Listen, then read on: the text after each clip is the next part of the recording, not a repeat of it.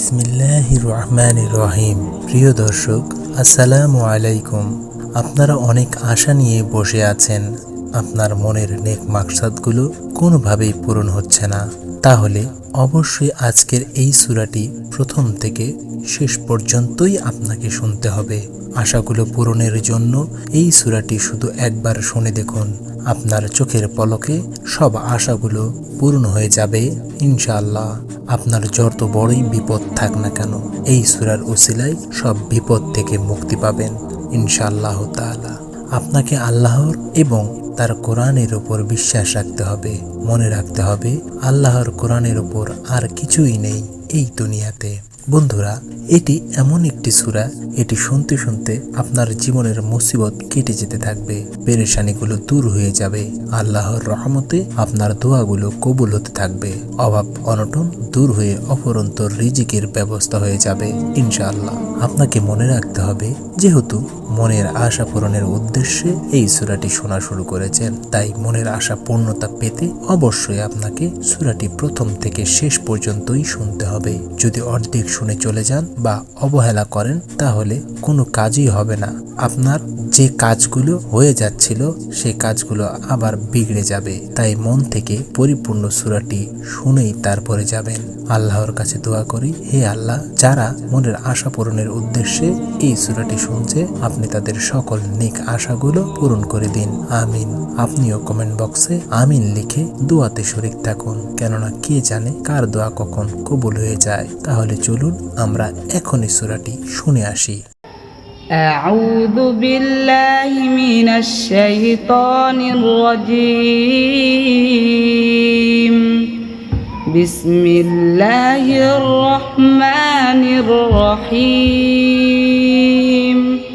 আর রহমান আল্লামাল কুরআন খলাকাল ইনসান আল্লামাহুল বায়ান। الشمس والقمر بحسبان والنجم والشجر يسجدان والسماء رفعها ووضع الميزان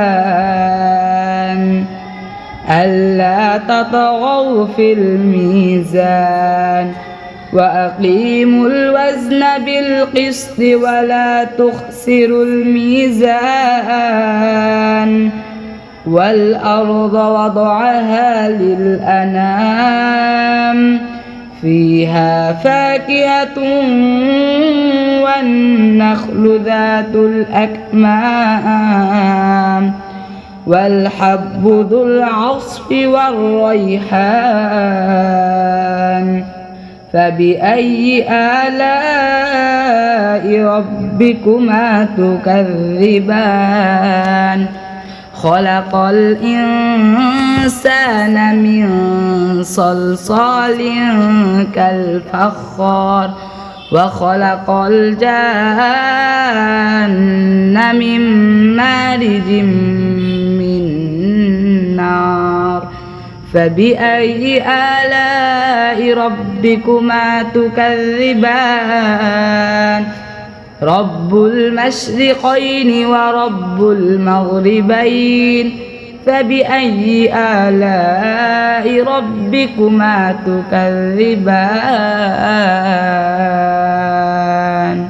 مرج البحرين يلتقيان بينهما برزخ لا يبغيان فبأي آلاء ربكما تكذبان يخرج منهما اللؤلؤ والمرجان فبأي آلاء ربكما تكذبان وله الجوار المنشآت في البحر كالأعلام فبأي آلاء ربكما تكذبان كل من عليها فان ويبقى وجه ربك ذو الجلال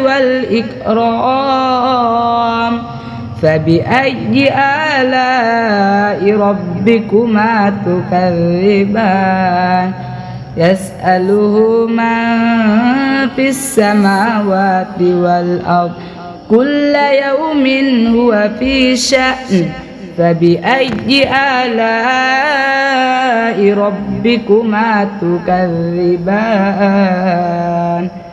سنفرغ لكم أيها الثقلان فبأي آلاء ربكما تكذبان يا معشر الجن والإنس إن استطعتم أن